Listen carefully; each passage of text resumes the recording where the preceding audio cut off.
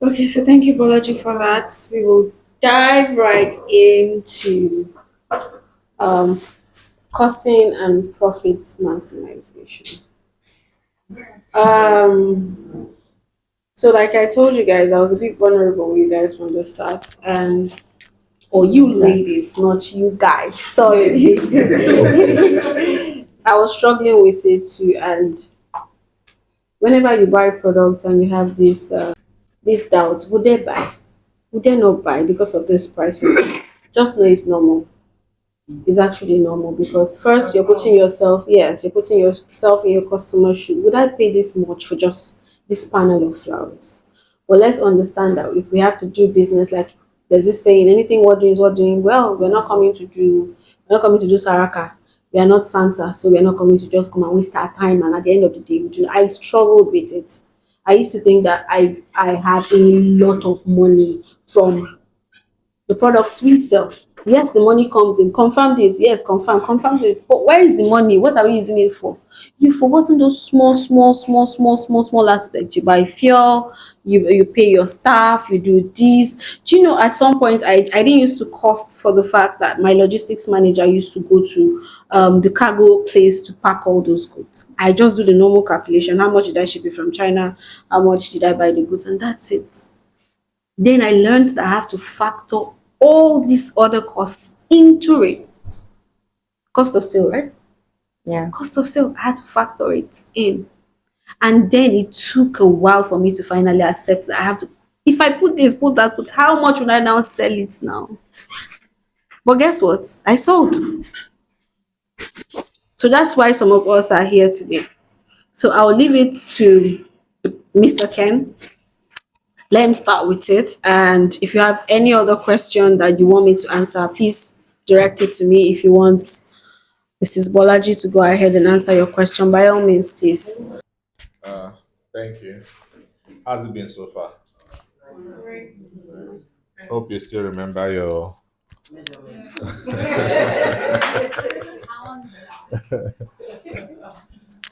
And I learned that the person who didn't follow us then, she picked up. That's nice. Well done. Proud of you. So profit maximization. You see, the thing is, we all have a lot of people feel we do what we do because we are passionate about it. Dangote wasn't passionate about cement when he started selling cement. Yeah. Some things you do with passion, some things the passion comes as you're doing it.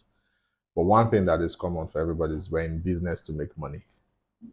That is the reason why we're all in business. We're going into business because we want to make money. We're not going into business to be Father Christmas. A lot of people come with the erroneous belief that once you buy something, and she has hinted, once you buy something for 20 naira, it is okay to sell it for 30 naira. Oh, you're making 50%. But you forget that there are people who would buy something for 20 naira and sell it for 200 naira. They are not being wicked, actually. Fruits are very cheap in the north.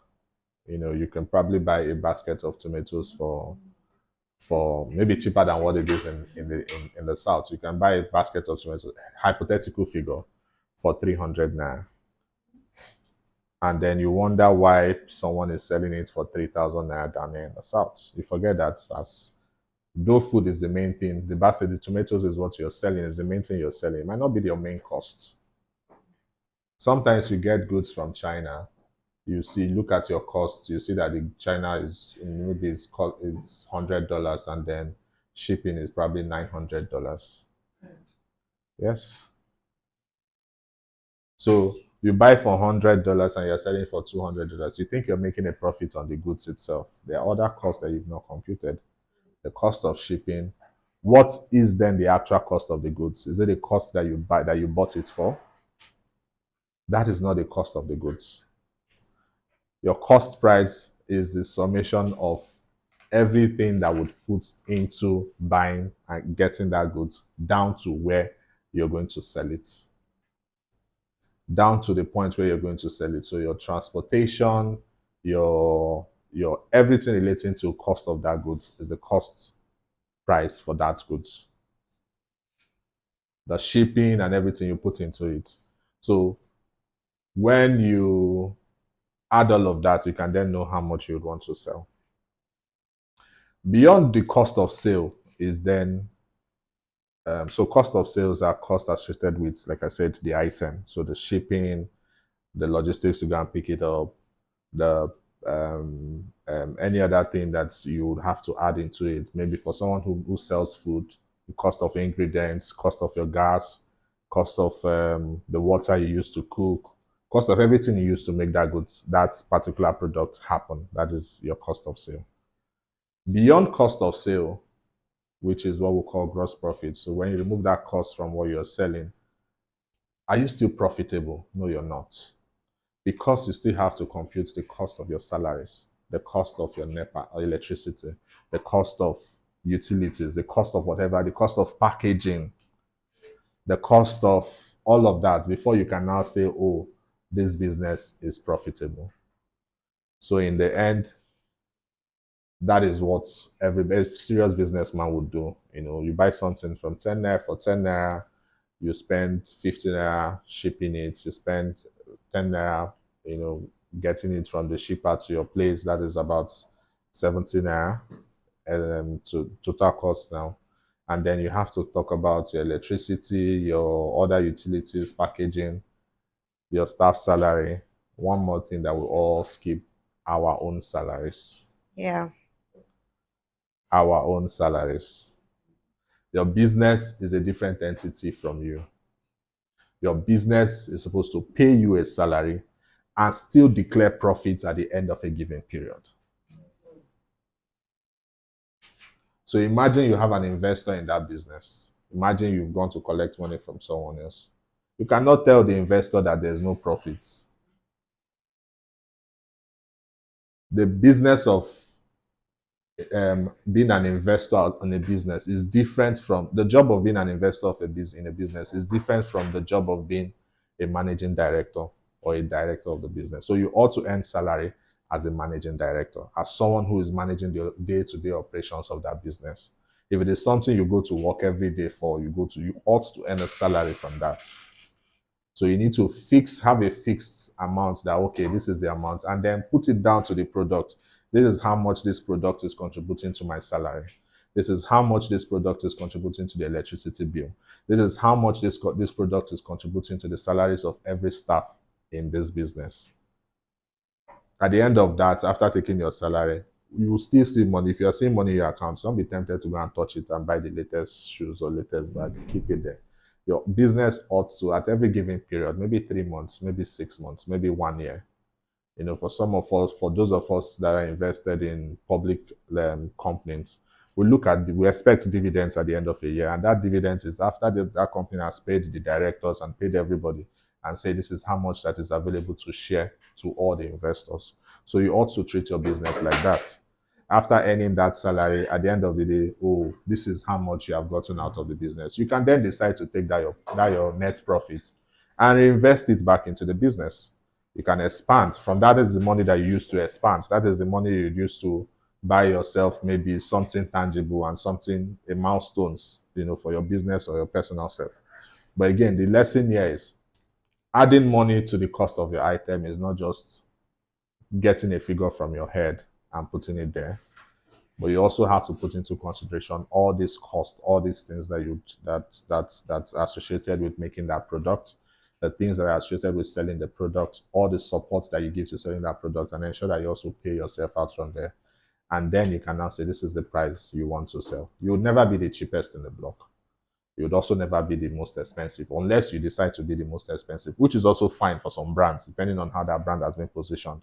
But yeah, there will always be someone cheaper than you. That is one thing I want to say. Thank you. Thank you so much. Example, I run Luxuries, as some of you know. Um, one seater, there's a seater at Luxuries that is about 300,000, 350 for just one seat. It sounds expensive, but people are buying it. People would go, and there are other people selling it cheaper, 200,000, 250. But then we've built something into that brand. We've built something, and that is what branding does for you. If you know you cannot sell at a volume basis, you cannot be that person who, once you import, you have people, you share it out. You don't have people sell volume because they don't have a lot of operational costs. So they can afford to sell one naira to 2 naira. So a lot of us have operational costs, so we can't do that. And the best way to be able to get clients to be able to buy at a value being like I can charge something for my brand. I can charge a certain amount because it is Lux Chairs brand. It's investing in the brand. She took you on that. Make deliberate efforts to invest in that brand. What are those things that you know that you can beat your hand to your chest and say yes? Knowledgeable, do your research, you know your business, you know. For us, for example, we don't use anyhow foam on the sofa. We buy directly from Vitafoam and we buy directly from Mocha. Not a lot of sofa businesses will do that because it is more expensive. Now I tell my customer that this phone that you're sitting on is going to give you this number of years. This sofa you're using is going to give you this number of. You're going to use it for a very long time. And there are people who have done it, and I can testify to it. Some people will ask me, "Oh, why not? I want 5 years." I say, "Sorry, I can't do 5 years. I've not been in business for 5 years. I can, but at least I can do 3 years because I've been in business for 3 years." And they understand that, and they can rely on that. People would go back, get it. I've had a customer who come for price we were on it for like 5 weeks, get the price, went back. Fifth week came back. I said, no, the prices we've gone up, it has gone up. And then after I heard that, oh, I got it from this other place. I had it from it, but I felt like I was at peace with you. I'm at peace with you. So you know what? Take my money, do it for me. So invest in your brand. Put something into your brand. What is that thing that when people hear your brand name, they would say, okay, these are the qualities I can tie to the brand. Rookies Decor, known for quality materials. You would not see certain kind of plants at Rookies Decor. There are people who would go to, I'm taking a troll at someone now. People who go to Alaba. Some of you have gone to Alaba. Where's the lady that went to Alaba to buy mats? Someone said she buys mats from Alaba here. Yes. So you see the mat you get from Abao Alaba and the mat you get from here. They are miles apart. And that's because she has spent time to look at this product and say, this cannot be Rookie's Decor. This is Rookie's Decor. So if she decides to say she wants to sell this at double, she has earned that right to sell it at double. And trust me, she's going to get clients who will buy it at double, at even triple the price because they know that they can't find it anywhere else. Thank you. Okay. Oh, okay. Yes, branding is all about what people see when they step into your your horizon or your sphere. Branding is all about how they experience your products when they touch it. From the quality, the smell, and the things you're doing at the end of the day. But whose happiness will it be when you're doing everything and you don't have anything to show for it at the end of the day? He has covered most of the processes, and I'm also going to take it from a manufacturing point of view. I mentioned something called an MOQ, that's the minimum order quantity. When I started with 100 MOQ, and then over time, I went to 500 to 1,000. That gave me the balls to go into tens of thousands. What we are doing now, there are some people who are tilting towards the product side of the things, and most people are tilting towards the service side of the things. What he has said is to make you understand that your fuel when you're going for recce is part of your costing. It means you are a consultant and should be having a consultation fee. You're not just going, oh yes, I want to go and see your space. Yes, people's reaction to you is how you package yourself. There's a consultation fee. If it's family and friends and you're building portfolio, it's fine, you find a way to augment it. But when you start getting, after like 2 3 jobs, you built your portfolio, you start charging. If not, you start looking at it like, maybe I'll just drive, it's not far. You charge for these things. You do a detailed consultation, and you need to also show proof of what you are charging for. You have a template. AI is at our disposal now. You have bad AI for Google, and then you have ChatGPT. At ChatGPT, please help with a detailed template, simple and detailed template on how to present a consultation report after doing a recce, a floral recce, a recce for a floral design. That's the prompt. And then it gives you, you also need to show that there is something you are working for. You send it to them. When they see the consultation report, okay, you're also building your USP that way, right?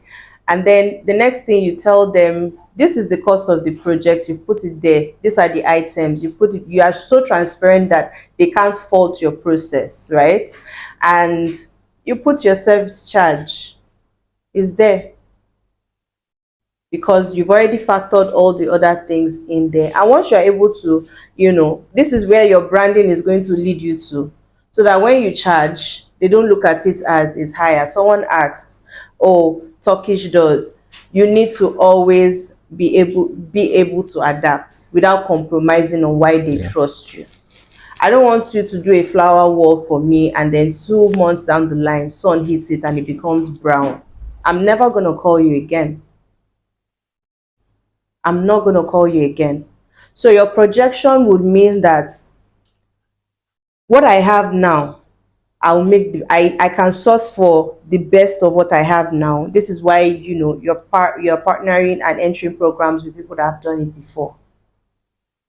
Aruki, can we develop a system where I get this as a wholesale price? Of course, you've done your planning. I just got this quotation because you know that for anything she sells good quality, right? Or you look for alternative vendors. You know that, okay, you start comparing your pricing, because research is that one thing that makes you different from every other person.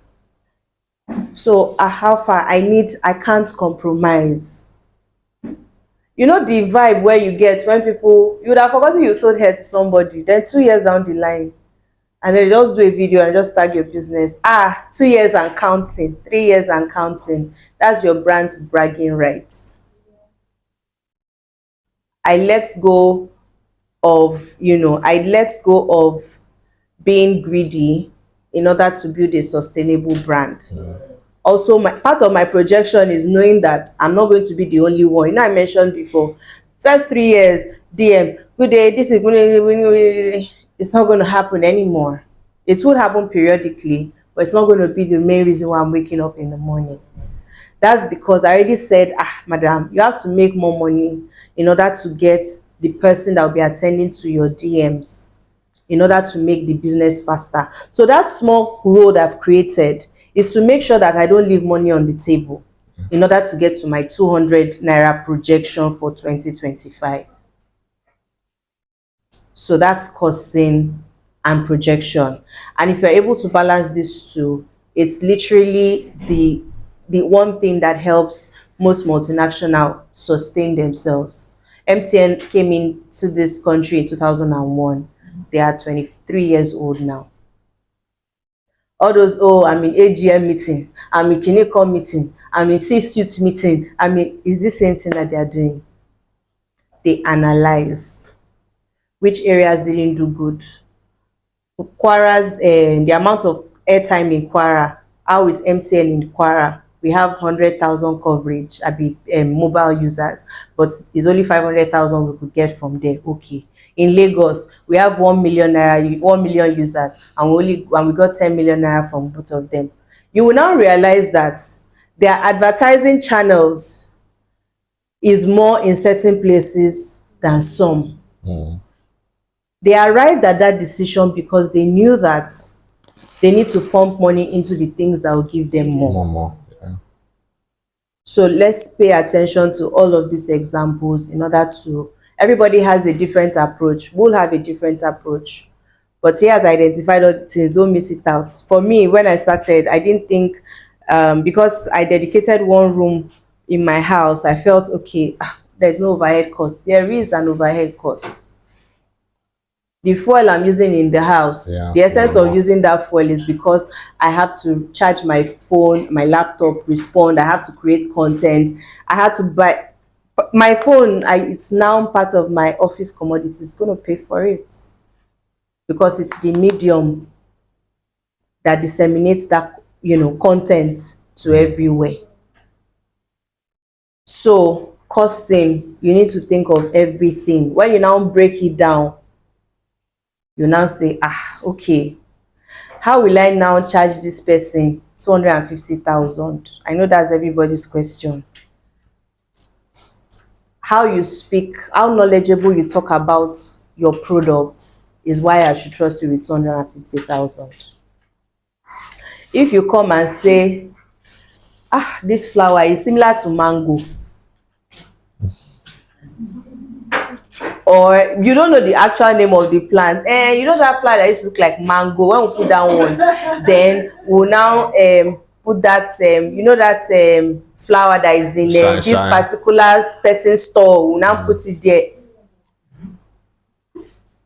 You get where I'm headed? That's the only difference as to why people pay more to other people, is how knowledgeable you sound about the service you want to render. So that's it. Thank you. So now we are getting into the main thing.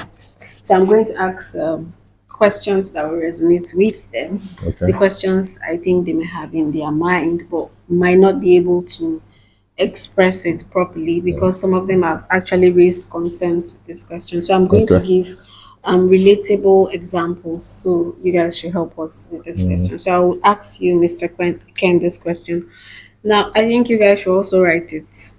So you understand when he's asking, and Mass is going, you know, whenever you see Mr. Ken, you see Mass. So Mass might come in.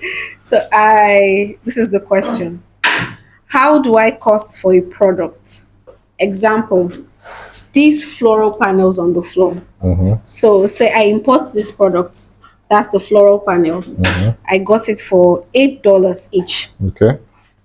And I got a total of, thank you, please write, because you might need it. Okay. I got each for $8 each, and I bought 50 pieces. That's one carton. I bought one carton, which is 50 pieces. Yeah. And I shipped at $10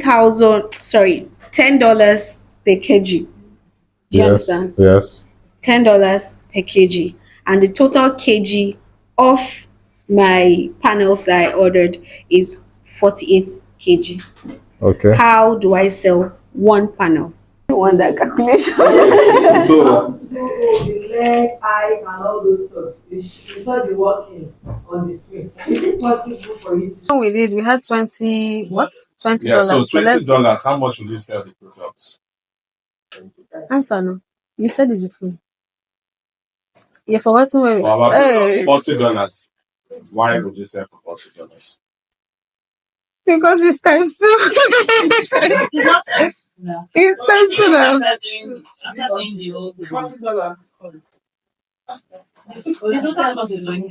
Yes. How much? Your what? One house. Why? Why? That's what we're asking now. What is this? What? How much? Who has another opinion? $20 cost. How much should we sell? Everybody around plant cost. We don't know. No. We are using a figure. We are using a figure. All the costs. Do you remember the first question I asked? Yes. That I asked Mr. Ken. Yes. And we did a calculation and we arrived at $20. From $8, it's not $20. From $8, shipping made it 17.6, and then we added cost of logistics, cost of every other thing. I would say we decided to solve it off at $20. Now all your costs for that product is $20. Yes. That's what we know everybody spends. How much you go sell Yeah? How much? 50. Why 50? For $20. Why 50? Let her defend her. Why 50?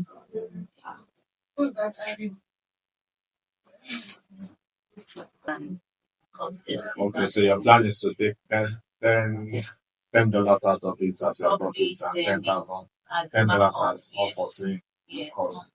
Who else has another? How much should we sell? Yeah. I think we need to break this thing down. Okay. Some of us are not paying salaries. Okay. Like, we don't have a structure and all of that. So It doesn't matter. Doesn't matter. How much would you say? How much? $20 is your product cost. Product cost. I did not say salaries. This It's the cost of the this product. item now, we've done the shipping, we've done Everything. Bring the it cost in. that to take me from the shipper to my place, right? From China, this phone is 8 naira. The shipping is 10 naira. The cost to take it from the shipper to my place is 2 naira. So everything now is 20 naira. How much would you sell this phone from your point of view? How much? 40 naira. So that was why she said Why? $40. Why do you want to sell $40? Why do you want to sell 40 naira? Just explain. Let's know. No answer. If you want to make Correct. 1 naira, no I problem. don't want to say that. Why do you want to sell for 40 naira? Yeah, I'm adding the energy.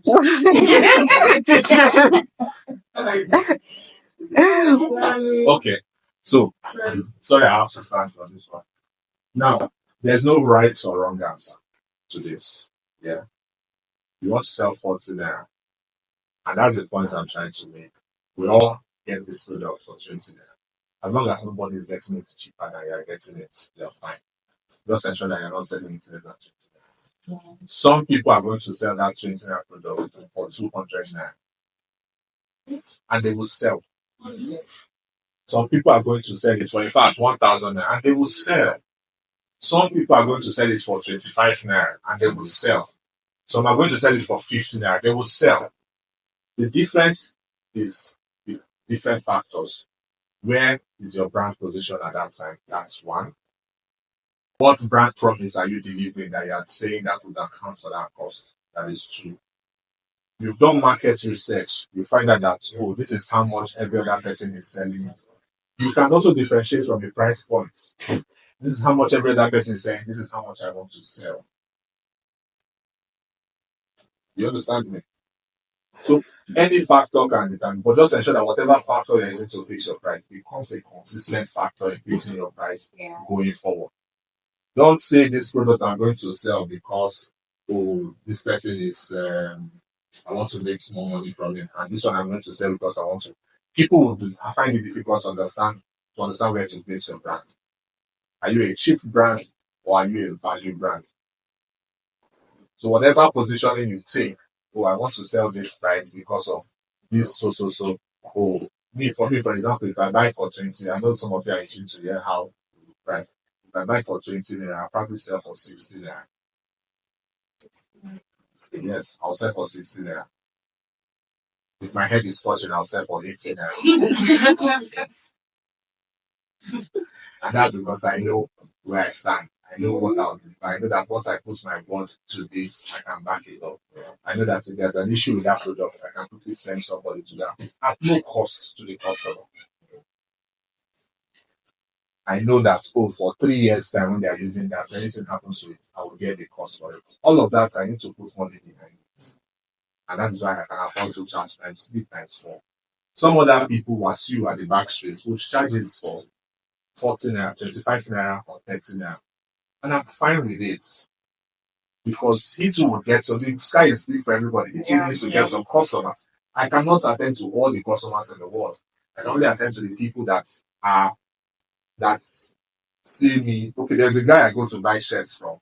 One shirt, I went with her one time. One shirt, I was buying one shirt for 80,000. I'm an able guy. I know how they report these goods. I know how these things come about. But I'm okay buying it because I've seen the promise he has put into that. That's the same clothes. I can go to Lagos. Nobody will buy. I can enter Lagos market. I'll buy it for not the same clothes. Sorry, I can buy a shirt for 25,000, 20,000 in Lagos Island. Nobody. I don't care. I don't send anybody. I can go there. But I know I've seen the quality that is delivering. I've seen the brand promise from being associated to that brand, so I can say, okay, this is what the money that is getting to. The value you are giving back to that customer that is paying their money. This will be something you constantly invest in so that you're able to charge that amount of money. Clear now? Yes. So there's no fixed way to, you can do times 2, you can do times 3, you can do times 10. I do times because of I do also do times 3 or times 4 because again the team behind my team to pay some of these people is not easy. I specifically ensure that hire a particular kind of talent, and that also comes true in what the customer gets finally. So when the customer gets it finally, he knows that this thing was worth it. Is it clear? Yes, sir. Thank you. Thank you very much. Someone said no more time again, progress.